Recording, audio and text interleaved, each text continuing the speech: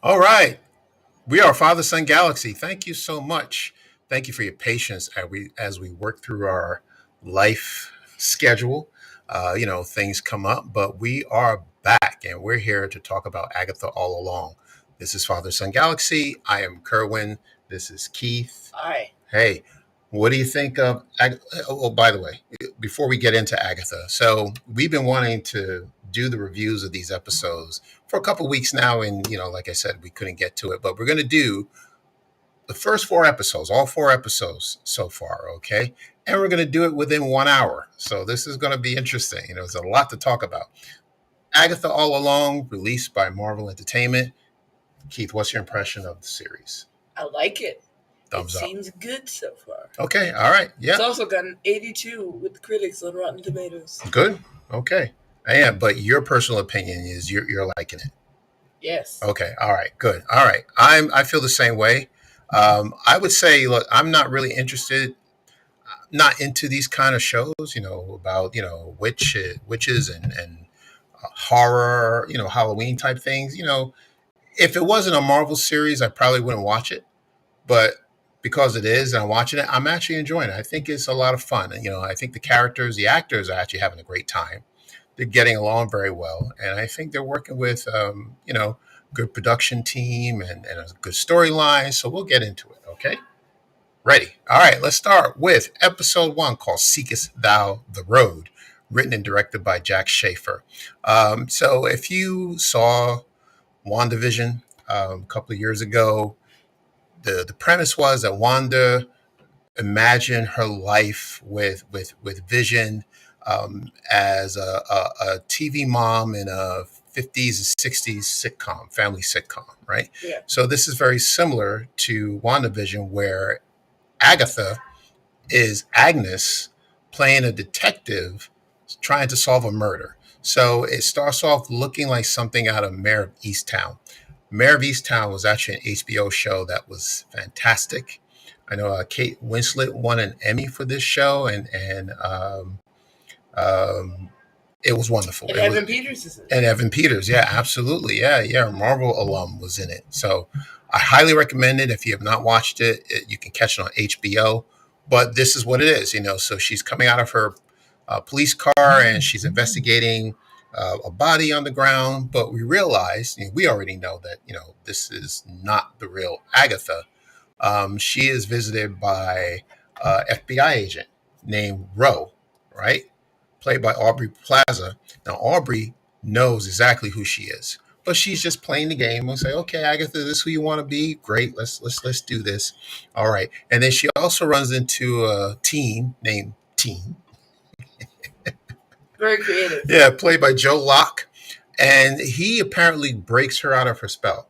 I don't know if you think that's what happened, but when he was arrested, he was attempting a break-in, and Agnes arrested him and brought him into to the station for questioning.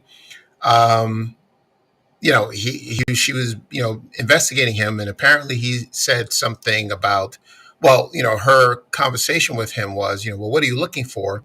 And he says, the respect of your peers and a fulfilling home life. But you were fresh out of both. So he was a little, a little salty. Um, but whatever he did, he said something in Latin that broke her out of her spell, and she realized that this was a show. This was not real, and she now understands that she is still living in Westview, right? Yeah, so she went to the morgue, and Rio showed up, and she's like, break free, escape the Matrix." And then she's like, "Yeah, they left me. Wanda took every power I had and left me with household appliances." Yes, exactly. Right. Yeah. Yeah. So now she knows that she is Agatha. All right. And Ro is not an FBI agent, but she's also another witch. And the two of them have a history. And, it was a great fight scene choreographed, and they were doing great. They were, you know, it was wonderful.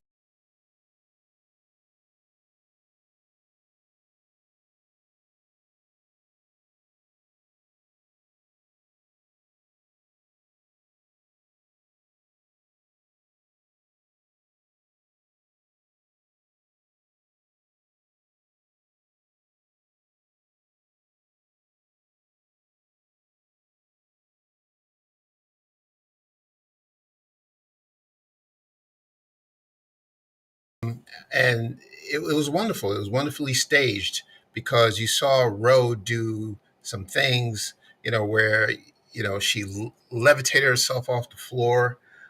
She jumped across the room and held a dagger with Agatha. It was pretty cool.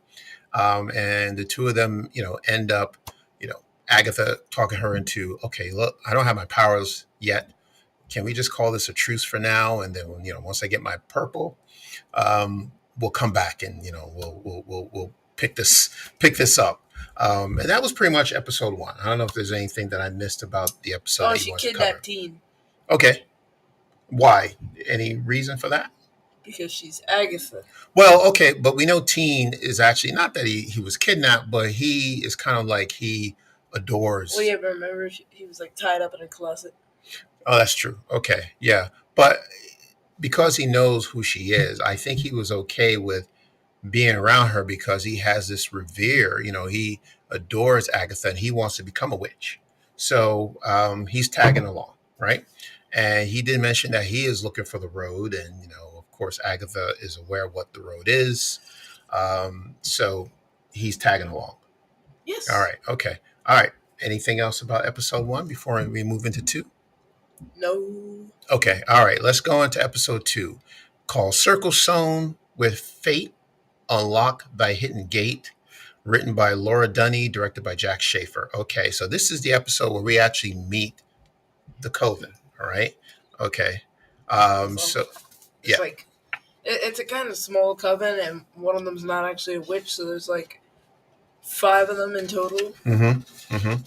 Well, okay. All right. So let's go through because this is pretty good. I actually think this is my favorite episode of the 4 so far. So again, we get to meet the Coven. Patty Lapone, she plays Lilia Calderon. She's the divination witch. And she knows Agatha as soon as she walked into her psychic reading location. She knew who Agatha was, why she was there. She said to Agatha, I don't read your fortune, I read your reputation. But Agatha convinces her to come with her on this road. Um, now, Lilia is dealing with some personal things on her side, right? One thing that we know is that she's hearing voices in her head, and she would just blurt out these things, and no one knows what she's talking about because her head is just someplace else. She's talking to somebody. And another thing is, we mentioned that she's a psychic reader, but she's also being served an eviction notice. Um, so she, not that she has no choice to go with Agatha, but it seems like the better thing to do because, you know, maybe when they get to the end of the road, maybe she get her powers back, and maybe she'd be better off doing something other than psychic reading. So, Sure. all right, okay, all right. Next, Jennifer Kale. She's the potions witch. All right. She is played by Shashir Zamata. She is a alum of Saturday Night Live. She works at an edible candy store, which is a candle store, edible candle store. People have the fragrances. Not only it smells good, but it tastes good. I don't know anything about that. And she's got her own problems as well. She's involved in a class action lawsuit, fraudulent misrepresentation resulting in consumer injury. Penalty could be payouts, maybe 5 years in prison for each count. And teen works it out to be about 100 years in prison, and it starts to get a lifey, is what he says. So she is asked by Agatha to go on the road with them. So we'll see what happens there. Next one is Alice Wu Gulliver, played by Ali On. Okay, she is the protection witch, right? And she is a former police officer. Makes sense. She protect and serve. Yeah. She is considered a blood witch because she comes from a lineage of witches. As far as we know, her mother is a witch. Um, uh, Not only a witch, but she's also a famous rock star back in her time. Her name was Lorna Wu, and she led a rock group called Lorna Rue and the Coral Shore. Um, and Teen knew Lorna Wu. He's heard of her, and he mentions to Agatha that, wow, this is the concert, one of my mom's last concert before Lorna Wu died. Now, okay, that's interesting. So he didn't mention who his mother is, but he just says that his mother attended this concert. Okay, so we don't know yet who's Teen's mom, right? We don't know anything about Teen Yeah, we don't except know that much about. he's Teen. Okay. All right. Now, there's also a green witch. Okay. And the green witch is earth magic. The witch has a black heart. That's how the witch is described. In the ballad, it says, "Wake thy power, earthly and divine." So, earth magic is the most important skill set for the attempt on a rose. So, she as an Agatha needs to find the green witch. Now, we know who the green witch is, but Agatha refuses to call on the Green Witch because that's Rio. And, as we know from the first episode, they don't get along. So she replaces Rio with a non witch. Um, apparently, Genius idea, bringing a random person on the road. yeah. So Mrs. Hart, if you remember from the first season or from WandaVision, she is a neighbor. She is Wanda's neighbor, conjured up by Wanda. Her real name is Sharon, but she goes by Mrs. Hart. Her name is Sharon. Yes, so she keeps telling everybody, that was the name that Wanda gave me. That's not really my name, Mrs. Hart. My name is Sharon. Okay, so she's played by Deborah Jo Rupp, and her name is Hart. Wow. Okay, we're looking for, someone with a black heart. This is close enough. Her name is Hart. So Nice approach. yeah, so she takes this poor woman onto the road with her. She's seeing her just skipping Yeah. along. Yeah. Okay. So now, so let's talk about the ballad. All right. So this was pretty cool. So this is the scene where the witches, the four of them are now together, and they have to sing this ballad in order to find the opening to the road. All right. And the ballad is called "The Ballad of the Richest Road." All right. And it was written by Kristen Anderson Lopez, Robert Lopez, Academy Award winners. They know how to write a song. They actually have written for other Disney movies like Coco. Remember Me from Coco? They wrote that song, and the famous "Let It Go" from Frozen. No. What are your favorite songs, right? Okay, just kidding. All right, so we sing this ballad. Okay, what do you think of the ballad? It's fantastic. Anything else? I have it in my playlist. That's what it is. Yeah, this was a really good. This was a really good song. I like the harmonies. The production was pretty good. It had emotion. I really took notice of this song. I really enjoy it. What I like the most about it is you're not just watching four witches sing a song. There's action that's happening while the song is being performed. And it's with Teen. Teen is looking outside and he sees these dark figures. They're lined up and they're moving close to each other. Yeah, these dudes that look like the Grim Reaper, Yeah, just multiplying and then entering the house forcefully. exactly right. That was amazing. Like they were coming, close to the curb, and they're all gathered and clustered, and all of a sudden you just see them separate. and And she's like, Agatha, we gotta go. and he panics and he's looking to lock the doors and seal the doors, and the ballad is now over, and they found the way in through the floors to the road, and he's the first one down the road, like down the Rich's Road. I don't know. Get down there. Deborah Jo Rupp, she was hilarious because, of course, she's a witch. She has no idea what they're singing about, and she says, "Am I supposed to know this song?" you know, but she got the hang of it. Just like, jumping around. she's just going down, down, down. That's all I got to say. Down, down. Okay. So they found the entrance to the Witch's Road, and off they go. All right. So this is the beginning of the series, right? This is what it's all about. This Witch's Road. How are they going to survive? What's going to happen? Let's find out. Okay. Before we talk about episode 3, just want to again give a shout out to the music. I like the score in this. I can't wait for this score to come out because I think the music is well done. So this composers are Christoph Beck and Michael Paraskevitz. We already told you about the songwriters. And by the way, they also wrote Agatha All Along for the WandaVision series, right? So very talented.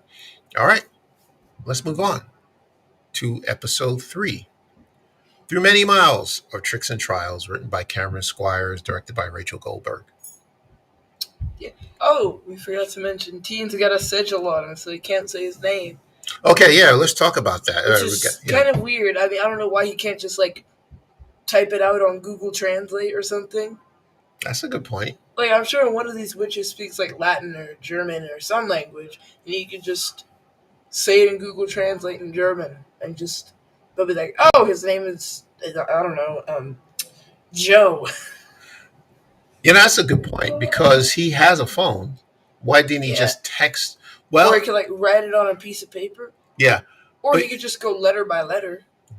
But he is not aware that they can't hear him, right? Because remember when they're in the car and they were going off looking for the coven to join them on the road. Yeah, and he just starts talking. Yeah, and then he never stops, and Agatha's just looking at him like.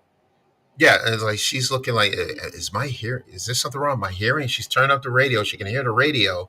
She can hear everything else except him. That was pretty odd.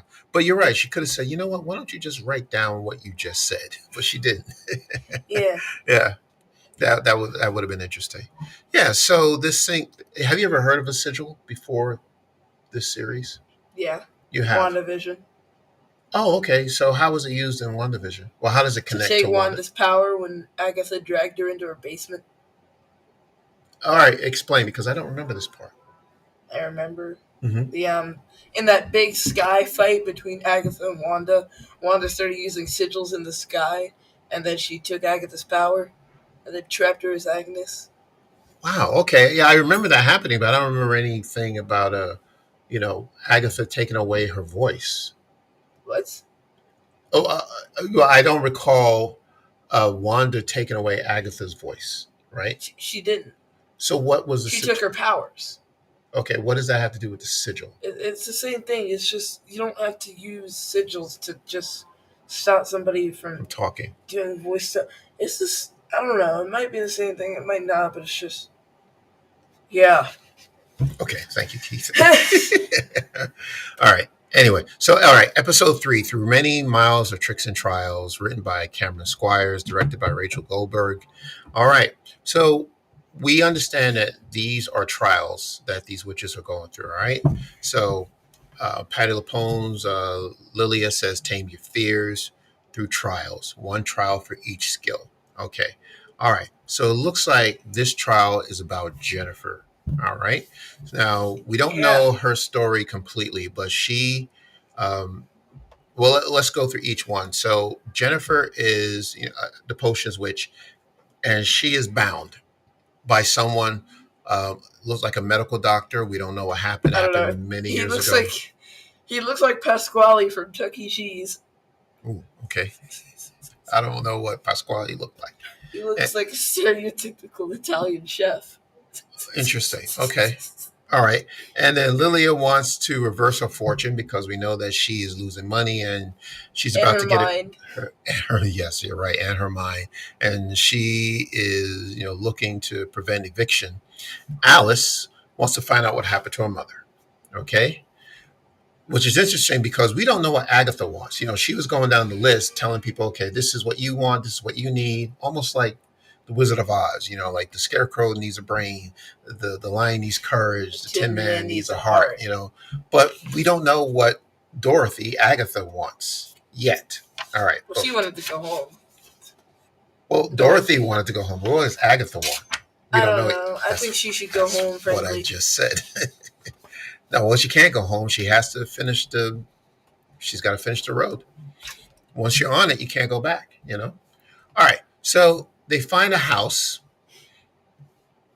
Don't know whose house it is, but they have to go through it in order to they have to go inside the house and get past whatever's in the house to continue on to the road. Yeah. All right. So Everybody starts drinking this wine. They start at this table, and then Mrs. Hart, she decides that she needed the wine, and she drinks it first, and then a timer starts. So they end up drinking a poison called Alewife Revenge. And by they, I mean everybody except Teen, because he's underage, and Marvel does not condone underage drinking. And Agatha, because she does not want to be a part of this whatsoever.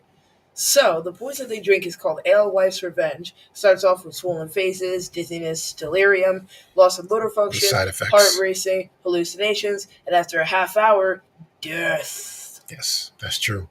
Yeah.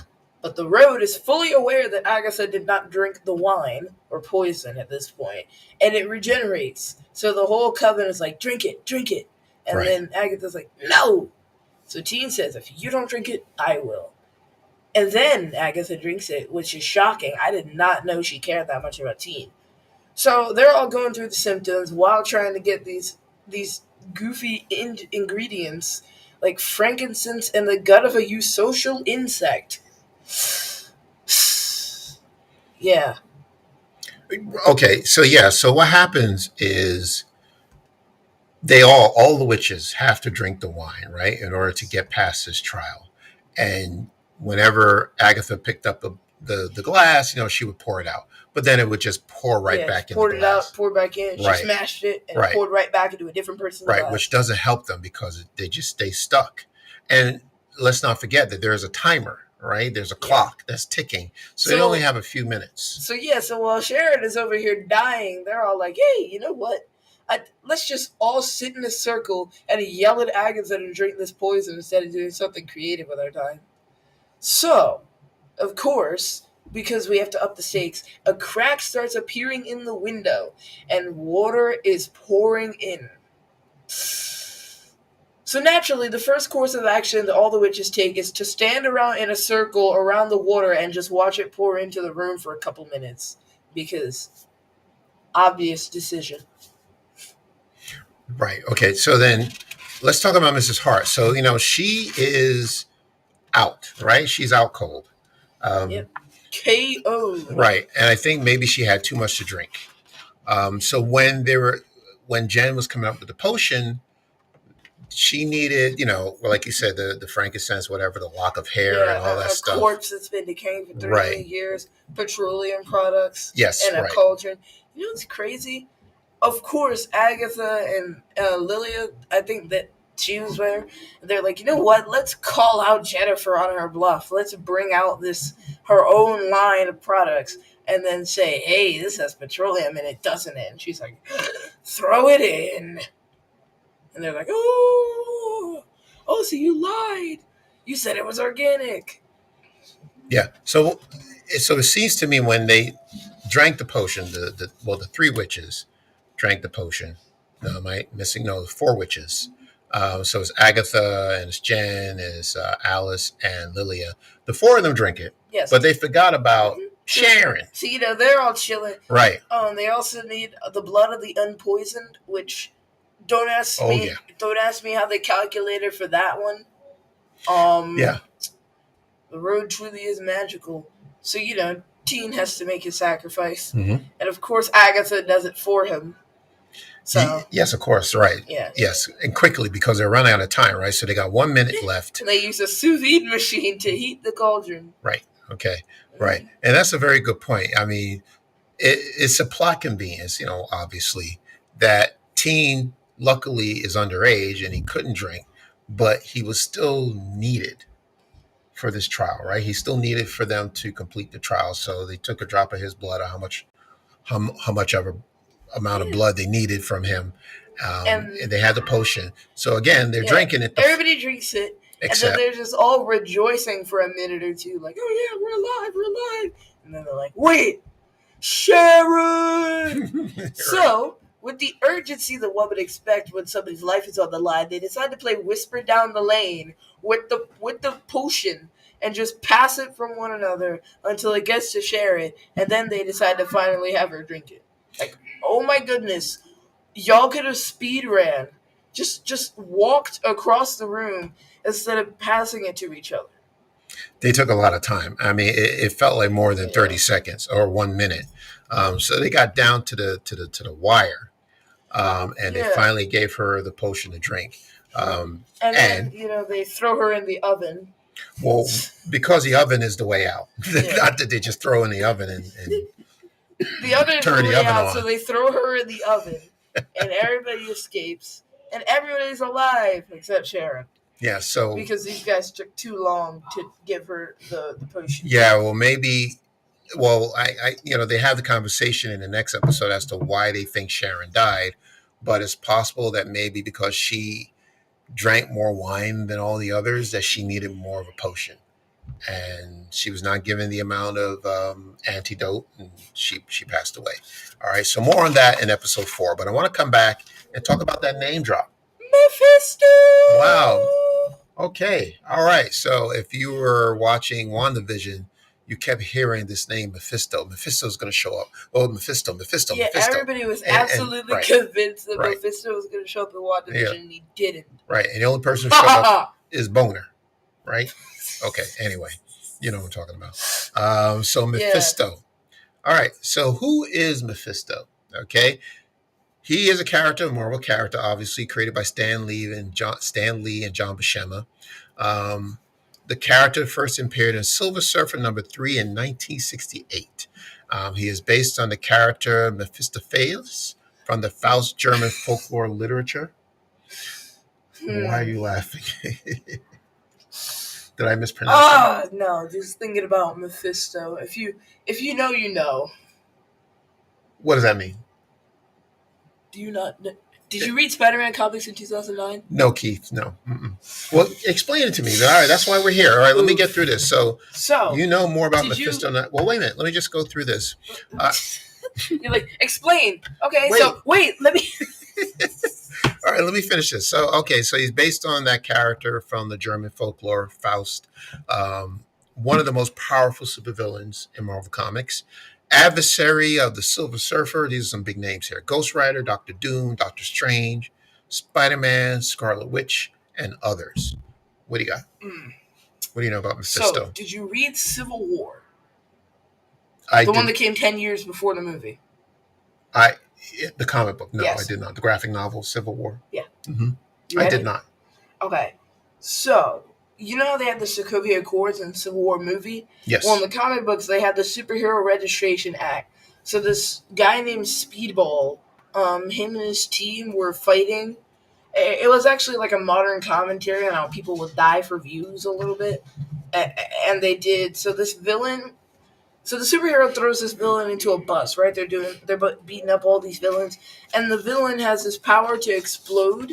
So he explodes and kills like 600 people, and the only person who survives is Speedball. And this was Speedball's idea. So he gets locked up in prison. That's what sets us all off. So Spider-Man is staying at Avengers Tower because his home got burned down. And Iron Man takes him as his sidekick, and they go to discuss the Superhero Registration Act. And the Superhero Registration Act means that every superhero has to register with the government, and if they don't, they will be hunted down and imprisoned. Hunted down and defeated. Yeah. So, Iron Man is actually against this at the beginning, but Spider-Man saves the courtroom or the government or whoever was there from a villain, and they're like, okay, we'll reconsider it. Then that event happens, and then the president signs the bill. So Spider-Man has to unmask himself because, him and Iron Man have to be a united front. So he unmasks himself as Peter Parker, despite everything. Also, Iron Man is a really awful person in the comics. So he unmasks himself, and Aunt May gets shot. So, a bunch of supervillains came together and they made an assassination attempt on Peter, and Peter grabs MJ and saves her, but Aunt May gets shot. And while she's in the hospital, Tony Stark couldn't even be bothered to show up and help Peter out, even though it's his fault she's dead. She does eventually die. So, Peter is so broken about this that finally we can tie this back to Mephisto. He goes to Mephisto, and he says, and Mephisto offers him the deal, he'll bring Aunt May back, but he's got to give up his marriage with MJ. That was in 2009, 15 years later, and they still have not gotten back together. He took the deal. Wow. It was the editors. They wanted to, reset Spider-Man, because the last like 40, 50 years of comics at that point, Peter had like been married, he had kids and They ran stuff, he out had of a whole life. ideas. So Yeah, they were gonna just and basically start reboot over. Spider-Man by getting rid Interesting. of his marriage and everything tied to it because Spider-Man wasn't relatable enough. That is very interesting. And this all happened in Secret Wars, or is this? What? You Okay. mentioned Secret Wars at the beginning. Like, is this a part of Secret? Civil War. So Civil Oh, War I'm sorry. is the Okay. reason why One More Day happened, and One More Day is like the most hated Spider-Man, maybe even the most hated comic book story in history. Okay. All right. I got No one confused. likes I it. Not thought a you single meant person. Secret Wars. Okay, but you said Civil War. So the Yeah, Civil War Tony Stark. comic Speaking of book. Secret Wars and Secret Invasion, that's also Tony's fault. We'll talk about that later. Okay. So that's a very interesting story. Okay, Yeah. I did not know that. And Now, then this bozo named Paul shows up. well, tell me, who's Paul? MJ's. So Peter and MJ got stuck in this demon realm, like literally hell, and Paul's there, and then Peter gets sent back, and he comes back, but then Paul and MJ stumble upon these two kids, and then they raise the kids, and MJ's like, "Nah, Peter, I'm with Paul now," so that's what happened. Okay. And then Paul has to watch his kids fade away from existence because the demon who created them is his father. Oh my. That's why Miss Okay. Marvel dies. Wow. Okay. That's a lot. All right. Yeah, Now, Spider-Man comic books have just fallen off. well, I've got many questions. Okay. Hit me. I'm not going to ask you all those questions right now because we want to stay on topic. But I don't understand why Peter would want to go to Mephisto of all people, or all, you know, to strike a deal with him. I mean, Mephisto is a villain. So Because why? he's stupid. Because all right. So okay. Peter made a dumb decision. Um, but okay. He really didn't think that through, did he? No. Peter Parker has a history of making stupid, life and world-altering decisions. Okay. You know No that Way Home. I can understand why maybe the readers, comic book readers, did not like the storyline. I mean, that seems a little iffy. Yeah, That, people are still outraged over it. but That's why people hate Paul so much. but you know what I'm thinking about? I'm thinking about No Way Home. Yeah. Isn't that similar? Yeah, to, it is kind of an adaptation of No Way Home. Okay. Like, And you know, except his aunt dies regardless. yes, And he really doesn't gain anything out of this. right. And I know we're going off topic. We'll come back, but is that the reason why you do not like the movie? Because you felt that what Peter did in the film was not the right decision. Yeah, also, it it kind of sucks that Peter Parker. It's the same thing as One More Day, except people seem to actually like it for whatever reason. They just got rid of the past. At that point, 6, 7 years of storytelling. Yeah. Okay.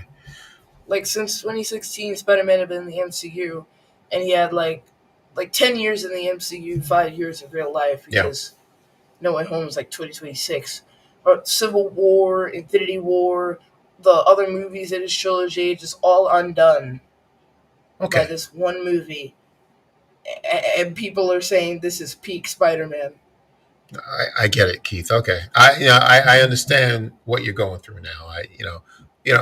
I'm not going to agree on that because I think it's a very good movie, but I can understand your point. You know that Yeah, you like I you grew take up this with this character Spider-Man. exactly. You grew up with this character, and had this history of what Peter has done up to this point, and now it feels like what he did means nothing, and it's just reset. Yeah. Yeah, I get it. Okay, all right.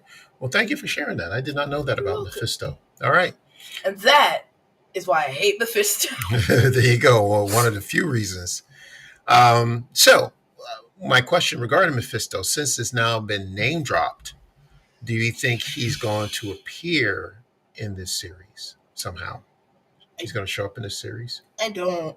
You don't? Like, Okay. given the fact that Wanda's not there, I see no reason for Mephisto to appear. Okay. Like, the only reason I could think of for him to show up is for him to bring back Billy and Tommy.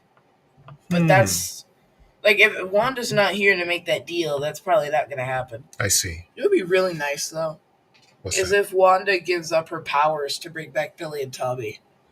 You think she would do that? I really hope she does. Like, I like Wanda. Hmm. I don't think she deserves to die, but she is the most unstable person I've seen in Marvel, like, period. Understood. Okay. She literally created an entire universe, not universe, but like a world of her own because a 2 year old android died. And she couldn't figure out a way.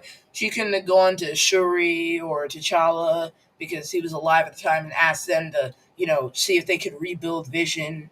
She didn't think to ask maybe Pepper or Happy if they had any tech that they could use. She didn't go to Spider Man and see if he could engineer something or Banner. Like smart people in the MCU. Hank Pym probably could have helped. There was like a lot of people that she had that she could have asked before she, enslaved a town's worth of people and then pulled them along the strings like puppets to live out a twisted fantasy. And then after all that, she finally gets back on her good character arc. Then Multiverse of Madness happens and just undoes that. Mm. Like, this is my problem. I really don't like it when movies and comics undo stuff that characters have done. It kind of, like, gets rid of the point. Like Sure. in Rise of Skywalker, with like after Return of the Jedi, with that epic sacrifice that Anakin pulled when he threw Palpatine down that reactor shaft, and then they just bring him back as some sick, twisted little puppet thing. Yeah. He doesn't even do anything. He's not Palpatine. He's just a shriveled up clone with white eyes. He doesn't possess any of the qualities that Palpatine did. For all I care, you could have just kept Snoke instead of killing him in The Last Jedi. Yeah. It would have served the same Yeah. purpose, honestly. Yeah. I have a lot of questions about that sequel trilogy. So I think we all do. yeah, we don't have the time to talk about it right now, but maybe that's a topic for next time. But I want to come back to Scarlet Witch a little bit later. So let's get into episode 4. So this is called "If I Can't Reach You, Let My Song Teach You," directed by Rachel Goldberg, written by Giovanna Sarkis. So this story is about Lorna. Okay. Well, not Lorna, but Alice. All right. Yeah, Alice playing a fiery piano with a demon on her shoulders. That is like the coolest thing I've seen. Yeah, this was actually, I watched this episode twice, and I actually enjoyed it much more the second time around. When I watched it, it was a little late, but I watched it the second time, and this was very intriguing. So this would be my close second favorite episode of the 4. So let's talk about this. So again, we know about Lorna Wu. She was the head of a rock band. Alice uh, has told the other witches that her mother died on the road. They're thinking that she meant the witches' road, but she said no, she died on road tour, right? She died in a In a hotel hotel fire, fire. right? And they're asking the question, well, why are you here? And Alice says, well, her mother believes that the witch's road would save her, Alice. Okay. Um, Now, once again, they're down a witch. They still need a green witch now that Sharon is no longer. And then the Um, road of plot convenience, Rio shows up and she's like, "Hey, I heard you guys needed a green witch." yeah. Now this is interesting. I don't know if you picked up on this. Okay, so Teen and Alice are digging a grave for Sharon, Yeah. right? And they put her in the ground, Mm-hmm. cover up everything. Okay, and now the witches realize we need to find a green witch, so they're going to conjure up something. They get in they create a fire, and they do a chant, and they make wishes, right? So some of the things they're said is that Lilia says that may she be strong and wise and the best of her craft. And Agatha says, may she be smart and not annoying, and also not super political. Jen says, can she be pleasant looking? And then Alice says, can she bring some Advil? That was pretty funny. All right, so they go in, and this is what they wish for, and what they get is Ro, as we knew she was going to come back, Yeah, and but of she course Rio comes. comes out of Sharon's grave. Yeah, does that? I don't understand how that is. Are they saying that Sharon turned into Ro, or is that just an exciting I don't know. I just thought. appearance? I think they wanted that zombie shot for the trailer. Yeah. Yeah. Yeah, but It was kind of okay. cool. I don't think she reincarnated as Rio. Rio was Well, already alive. So maybe she's just like, yeah, I don't know, maybe she saw a dead body and decided to use it as a summoning point yeah, because she's evil like that. yeah. That is a very good person. A very good person. That's a very good point. I want to say hi to Terry Pulliam and Eric Elliott. Thank you so much, Terry. Thank you, Eric. Thank you for being listening to the podcast. Um, so yeah, it didn't quite make sense to me. I don't understand what was going on there. But anyway, so she's back. Aubrey Plaza, great actress. So so the witches come to her. The coven says, are you a green witch? And she says, not a green witch, more the green witch, right? Yeah, she's like, the Green Witch. You know. That was pretty cool. All right, so here we go. Off again to another house. All right. Now, of course, Alice is very hesitant to go into the house, but she knows that the only way she's going to get through the road is through the house. So they go in. They notice at the front door there's a waxing moon, which means the fire phase of the test, which we'll find out what that means. Alice's mom died in the fire, so it's symbolic fire. When they walk in, they're dressed, their costumes all change, and now they're dressed like 60s hippies. All right, members of a rock band. So they got the long hair and the sunglasses, the big sunglasses, and The crazy hairdos. yeah, the long shirts, the flowing pants, just like you would see back in the 60s. I was too young. Um, I didn't dress that way. But I anyway, hope not. so Lilia, unfortunately, is still haunted by the voices in her head. Inside your head. Yeah, and she blurts out, Alice, don't. But we don't know what that means. We'll come back to that. Rio, very slick, tries to set up Agatha, and they're in the sound booth, and she turns on the microphone, and she's trying to convince the coven that Agatha is going to kill them once she gets what she wants, which is not true. Well, maybe it is true, but Agatha don't want them to know about that. But Agatha caught up to her game and said, "No, that's not true. I'm not that kind of witch anymore." Exactly right. And then all of a sudden, this record starts to play, and Yeah, it's because playing Teen played it. backwards. Yes, He's like, I thought it was a clue. right. And this is something that I've heard about in the past. It's not true. It's something that like playing a record backwards gives you like a cursed song. yeah, and like it conjures up something. Like it's demonic. Like Yeah, there's a it's hidden probably meaning. just gonna ruin the record playing Yeah. it backwards. Yeah, I don't even know how you can play a record backwards. Yeah, they're not meant to spin that way. Exactly. I don't- Exactly. How would you do that? Yeah, it's not real. All right, so the record plays backwards. The clock begins, and then all of a sudden, the coven starts to feel the heat.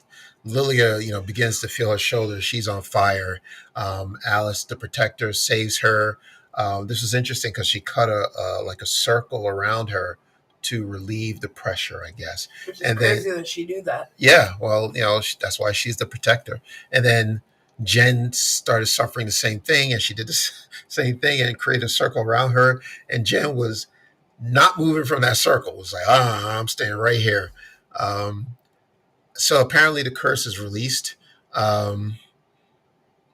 Okay, well, the curse is actually just beginning. So now what's going on? What's happening is fires start to break out throughout the house. Because why not? Yeah. Oh, and Teen gets thrown through glass because why not? Yes. So some demon just throws him through the sound room or the sound, uh, the sound room, and he goes through the glass, and he's actually cut with glass. Yes, but of he course doesn't. nobody notices because plot convenience. Well, yeah, but if you notice that when he was thrown across the room through the glass, who was the first person to run over and see if he was okay? Agatha. So she has some, she has some care. She cares for Teen, and we don't know why. I mean, we do know why, but we'll talk about it. We a have little a bit rough more. idea. Yeah. Okay. So fires are breaking out. They don't know what to do, and they realize, okay, Lorna Wu, Alice's mom, created a song, a ballad Her version of The Witch's Road that she wrote changed some of the lyrics. That was a massive hit. All right. So they determined, okay, well, this is what we need to do right now is to sing the version of Lorna's song, her version. Fun fact: in the end credits, you can see them googling "Ballad of the Witch's Road," and the first version that shows up is this one. Wow. Okay. You can see it credited to Lorna Wu. How about that? I'm so good at this. Yes, you are. Very Screen good. Crush, Good research. where's my paycheck? Okay. All right. I didn't know that you were on their payroll. Okay. All right. So, what about this song? What did you think of it? I mean, it was a little bit different, so it was performed now as a power ballad. It was good. Yeah, like I said, every time they make a song with Agatha, it slaps. It slaps. Yeah, it was. This was hit after hit after hit. This was really, look. That's what happens when you have great songwriters, great producers. They took, and the vocals again, the harmonies, wonderful. So they played this version of The Witch's Road, and of course, this demon comes out of nowhere, and he is throwing fireballs and setting the place on fire. But they keep singing the song, and Alice is at the piano, and she's singing her heart out. And once they get to the end of the song, the fire's gone, the demon's gone, the curse is gone. There you go. And then they have to move on to the next level of the trail. So now they have to exit through the piano. Not an oven this time, but the piano. So they go through the piano. Yeah, I don't know what it is with the Rhodes fixation with having these witches exit through random objects. Yeah. It's fun. I like it. I mean, if they just go through the front door and the back door, that's boring. Let's go through the piano. Okay, anyway. Yeah, could you imagine if we just opened a hole and then we had to climb through a file cabinet to get to the road? Yeah. Why not? What do you mean, yeah? You could imagine that? It's called creativity. All right, so look. Okay. What have you seen that I haven't? Imagination. All right, so this was actually, I liked the last few minutes of this episode, very much. Yeah, because we get information. Yeah. So we get some back. Something that a show that starts with okay. See, while we were almost at the end, we don't need to compare Agatha to anyone else. Yeah, but I do find it crazy that this summer we have 2 Disney shows that heavily feature witches and music. One is good, one is not. I'll leave it at that. Okay, thank you. All right. The Acolyte. Anyway, okay, all right. Okay. It goes to show you there is a difference, right? You understand why, if you're going to have these characters, it has, character-driven stories is exactly what this is. And I'll explain why. Because we go back now and we get more information about who these characters are. All right. So Jennifer, she is an 11th generation root worker and a midwife. What's a root worker? I guess, somebody who creates potions or like root, for people to drink, like maybe it's medicine, medicinal. Sure. Yeah. Okay. She was invited by the Obstetrics Association of Greater Boston to share her expertise in, I guess, whatever it is, creating the root. And it was a trap. They set a trap for her because they knew she was a witch. And don't ask me how they knew that. I don't know. Maybe she performed some magic and they saw it and they bound her. Well, a doctor in particular bound her, and he did it without using magic. That's interesting. So maybe there's more to that story. Alice, she gives a confession, and she said that she tried for years to avoid her mother's wishes about going down the road. She didn't want to do it, but now she realizes that the road is there to save herself. All right. So that's why she's going to continue on this road. Now, Lilia mentioned to Alice when Alice was telling the story about her mother and not wanting to do what her mother asked her to do. Lilia said something that was very interesting. She said it's better to be sad than angry. I don't know about that. Well, the reason why she said it, because Lilia apparently is angry.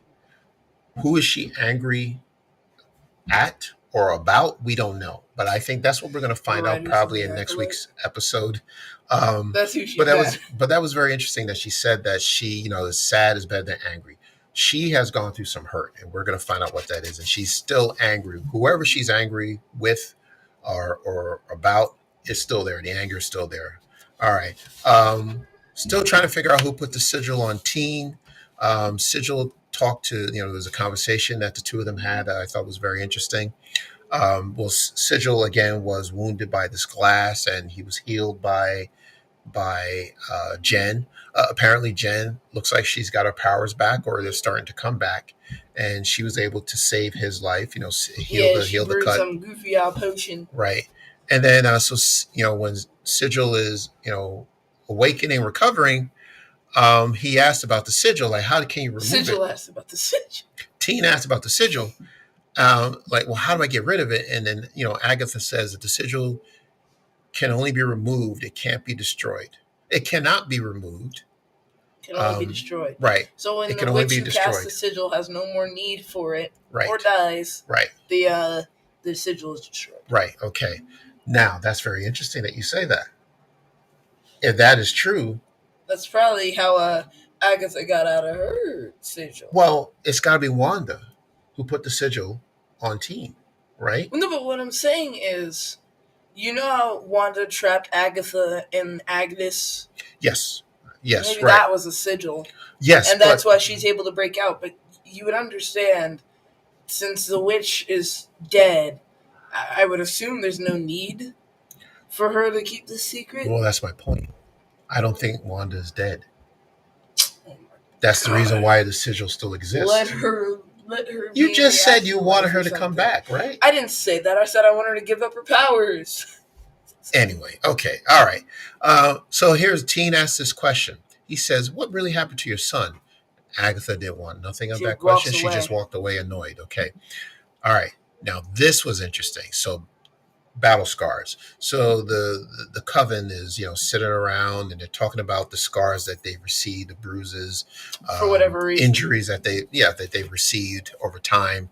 Lilia talks about a vampire bite that she got, and then she blurts something out. She says, we really hated each other in the beginning, but now," and she just left it open. I don't think she was speaking to the voice. I think she was speaking to them because they all kind of hated each other, or Agatha at least. No, she was not actually.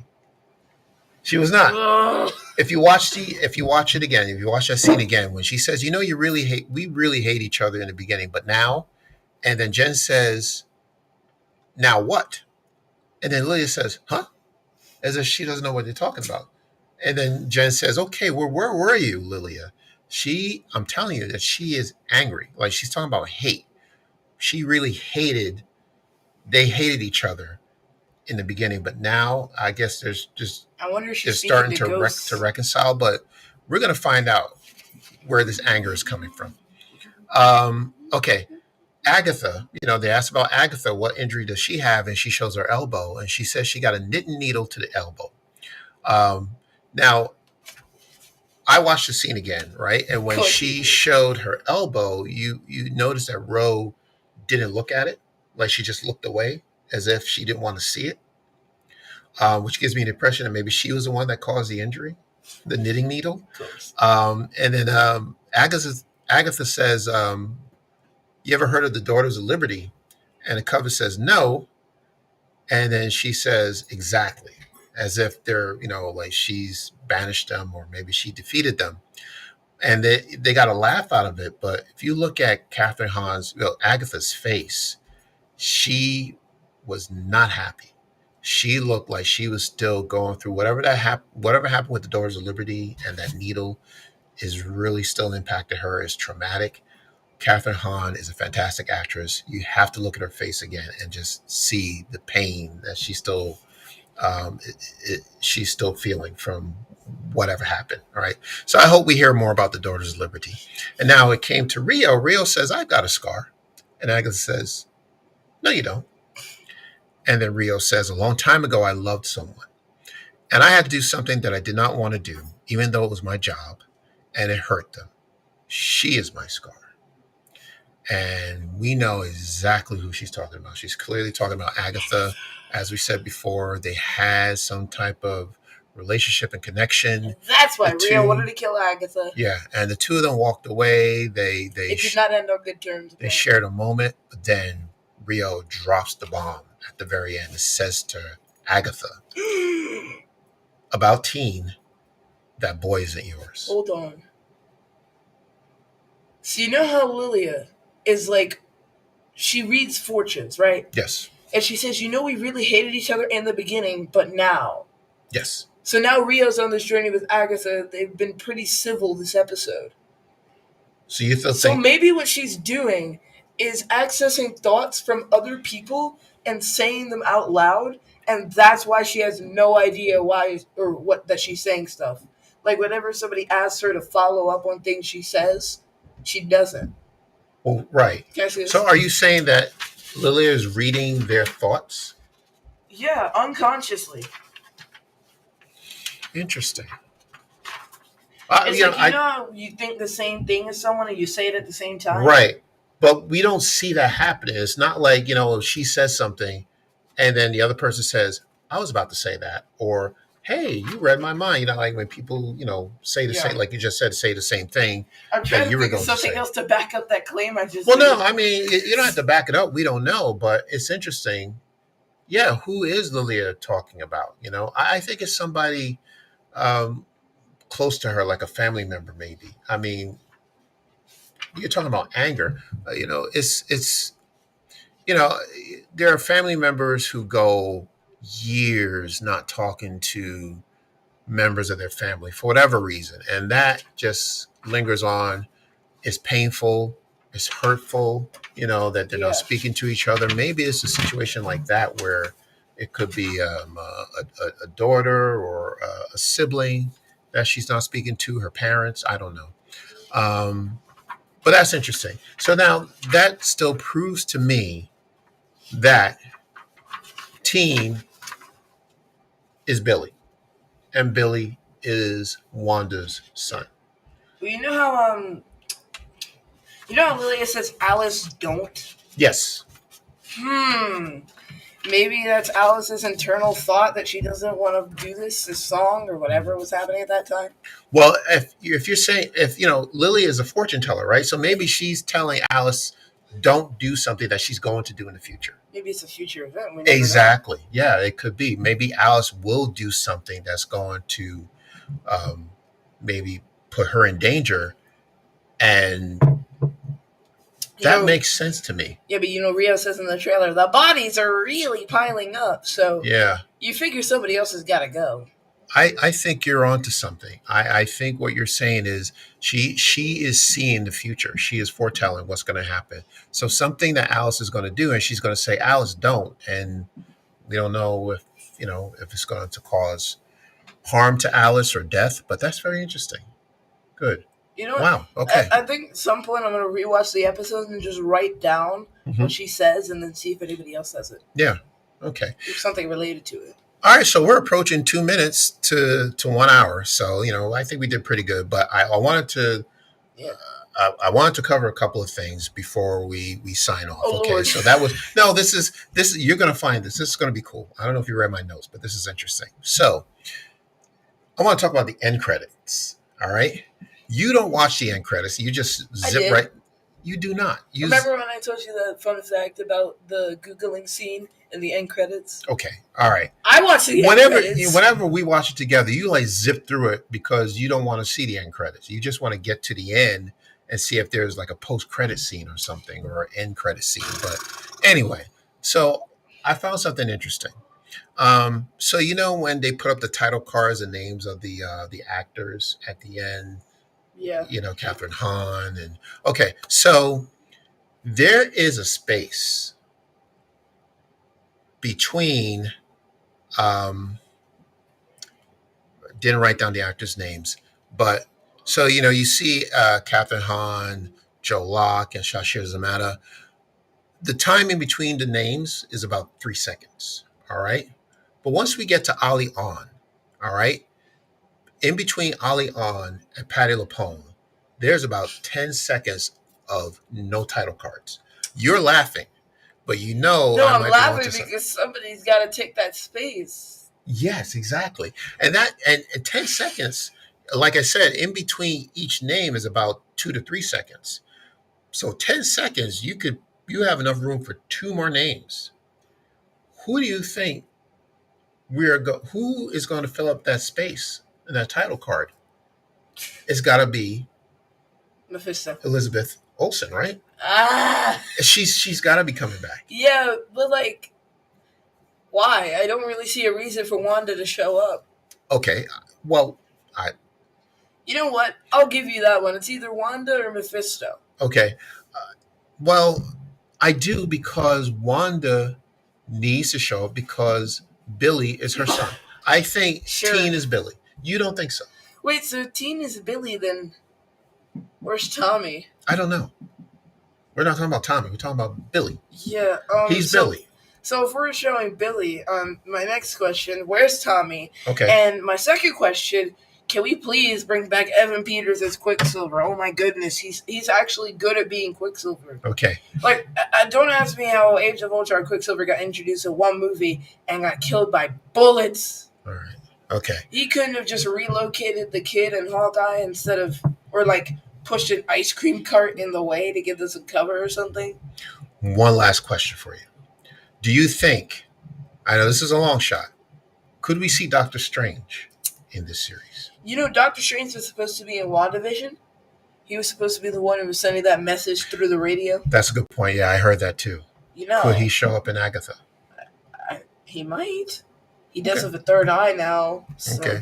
he Yeah. did jump into a portal at the end of Yeah. Doctor Strange and the multiverse of sadness. Okay. I just find it very odd that you had that many number of seconds in between the title cards, and it's just a space, just one long space between the names. You know, they could have cut the music to fit the number of names, but I don't know. It's left there for a reason. It's intentional, so we'll find out. All right, so we did it. 4 episodes of Agatha all along. All right, so as you can see, we are enjoying it.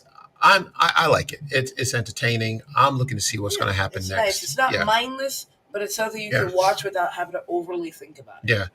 Great performances, great storytelling. This is what character study is all about. This is what a character driven story looks like, okay? I don't know how Disney keeps doing these swings, misses, and then Anyway. home runs. Anyway, okay, listen. Like they alternate All right. between misses and home runs Okay. all the time. Well, they're not perfect. They're not perfect. Okay. I'm holding up a book here. This is called The Future Was Now, Mad Men, Mavericks, and the Epic Sci-Fi Summer of 1982. All right. Written by Chris Nashawati.